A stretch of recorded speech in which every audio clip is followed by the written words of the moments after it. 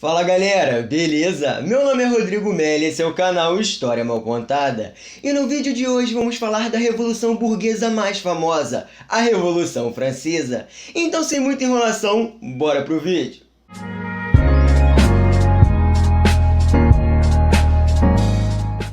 A Revolução Francesa, modelo clássico de revolução burguesa, foi um movimento político e social que transformou profundamente a França nos anos de 1789 a 1799, sob o lema Liberdade, Igualdade e Fraternidade.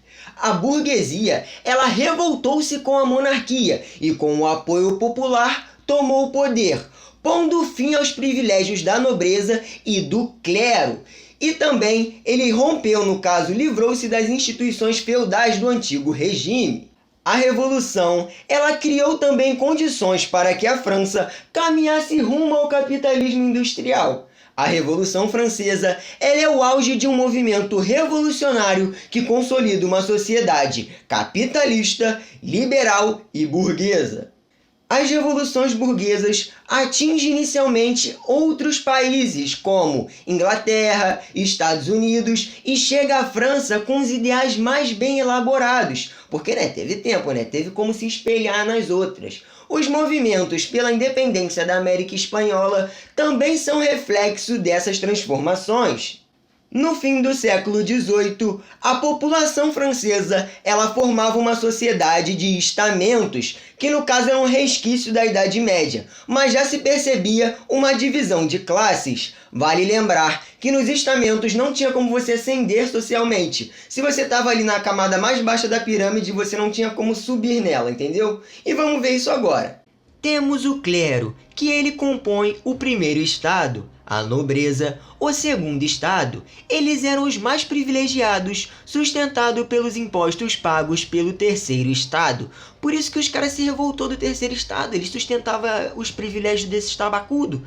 O terceiro estado, ele correspondia a cerca de 98% dos habitantes e era composto de burgueses, trabalhadores urbanos e camponeses. Na época, o país enfrentava sérias dificuldades econômicas. Além de endividada externamente, a França via sua agricultura sofrer com severas secas e sua indústria minguar por causa da concorrência inglesa. Como solução, os ministros do rei Luís XVI, influenciados pelo liberalismo, eles propuseram cobrar impostos da nobreza e do clero, que até então eles eram isentos de tributos, mas as classes dominantes, elas pressionaram contra o projeto e a situação política ficou tensa. Em 1789, o rei convocou a Assembleia dos Estados Gerais. Nesse órgão, cada estado ele tinha direito a um voto, o que garantia o domínio da nobreza e do clero, que eram aliados tradicionais. Cansado de não ter voz ativa e ao ver que a aristocracia estava abalada pela crise econômica, o terceiro estado ele rebelou-se. Os caras não estavam para brincadeira. Eles proclamaram a Assembleia Nacional Constituinte e dedicaram-se a escrever, no caso fazer, uma nova Constituição para a França. A população envolveu-se. Em 14 de julho, os parisienses tomaram a Bastilha, prisão que simbolizava o poder monárquico. No episódio que marcou o início da Revolução, grande parte da nobreza fugiu do país e os revolucionários avançaram para o interior, atacando seus castelos. Em agosto, a Assembleia Constituinte aprovou a Declaração dos Direitos do Homem e do Cidadão, que estipulava liberdades individuais e estabelecia a igualdade de todos perante a lei. Mas vale fazer um adendo: o direito do homem visava o homem livre, o homem de fato. A mulher, ela ficava de segundo plano e subentendia que ela também tinha os direitos, mas quando ela procurava esses direitos, lhes era negado. Em 1791, foi finalizada a Constituição. O texto conservava a monarquia, mas instituía a divisão do Estado nos poderes executivo, legislativo e judiciário. Proclamava a igualdade civil e, o melhor de tudo, confiscava os bens da igreja.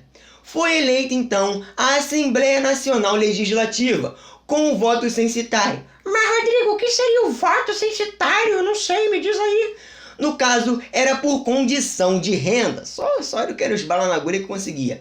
De modo que a maioria dos membros pertencia à elite burguesa. Os caras sempre excluindo os pobres, né? Sempre, né? Tudo um bando de tabacudo. Os deputados dividiam-se em 3 grupos. Os girondinos representavam a alta burguesia, só tabacudo, e eles se sentavam à direita do plenário. E eles eram conservadores e combatiam a ascensão dos sans-culottes. Mas quem eram sans-culottes?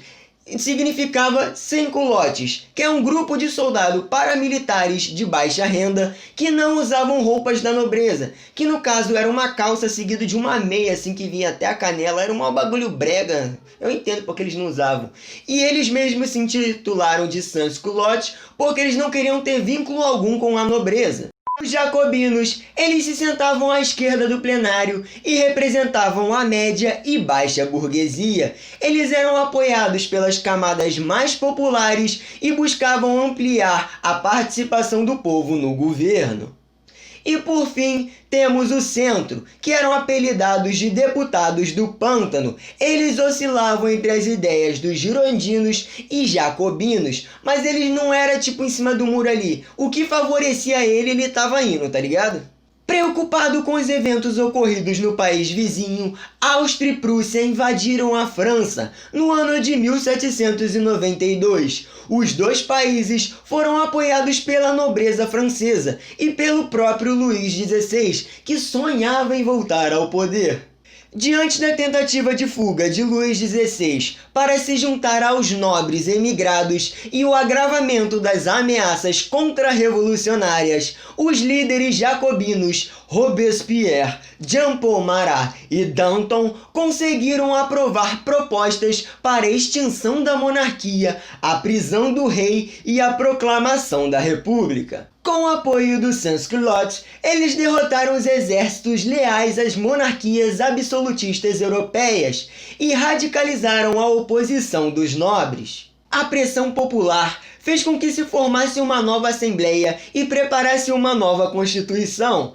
A convenção, como ficou conhecida, funcionou de 1792 a 1795 e ela passou a controlar os poderes executivo, legislativo e judiciário e era dirigida pelo Comitê de Salvação Pública. Fortalecidos, os jacobinos proclamaram a República no dia 20 de setembro de 1972. E no ano seguinte, eles guilhotinaram Luís XVI, que foi capturado durante a guerra. Começava o período do terror, que durou de 1793 a 1794. Sob o comando de Robespierre, foi criado o Tribunal Revolucionário, encarregado de prender e julgar traidores. Milhares de pessoas foram guilhotinadas, incluindo jacobinos acusados de conspiração, como Danton e o jornalista de Moulin. O governo jacobino foi popular, mas as perseguições levaram à perda do apoio do povo. Os membros da convenção, eles se voltaram contra Robespierre, que foi preso e executado. Assim então, acabando com a supremacia jacobina. Para vocês verem que o poder, ele corrompe o homem. Os girondinos, em aliança com o grupo do pântano, eles instalaram novamente a alta burguesia no poder. Os tabacudos estavam lá em cima de novo. Os novos líderes, eles resolveram redigir uma nova constituição. Meu Deus, haja constituição nessa bodega. Instituindo assim o governo diretório, que consolidou as aspirações burguesas nesse período. Vale dizer também que nessa época existia um calendário próprio. Os caras estavam pomposos lá, vamos criar um calendário próprio. Que começava ali em 1992, por aí, que ia ano 1, ano 2, os caras começaram tudo de novo. Tinha mês diferente, dia diferente. Os caras são tudo doido. O país sofria com grandes ameaças externas e, para manter seus privilégios, eles deram o poder a Napoleão Bonaparte. Ele era muito popular por suas conquistas militares, mas o tabacudo foi lá e deu um golpe de estado no ano de 1799, o chamado 18 Brumário, e tem esse nome justamente por causa daquele calendário, que tinha um mês chamado Brumário, Brumaire, e aconteceu no dia 18, por isso 18 Brumário. Ele instalou então um novo governo, o consulado, mas isso aí já é papo para um próximo vídeo. Então galera, esse foi o vídeo de hoje, espero que tenham gostado. Se gostou, já deixa aquele like, se inscreve aí no canal, ativa o sininho para receber as notificações e não deixa de conferir os links que tá aí na descrição. Eu vou ficando por aqui, então até a próxima.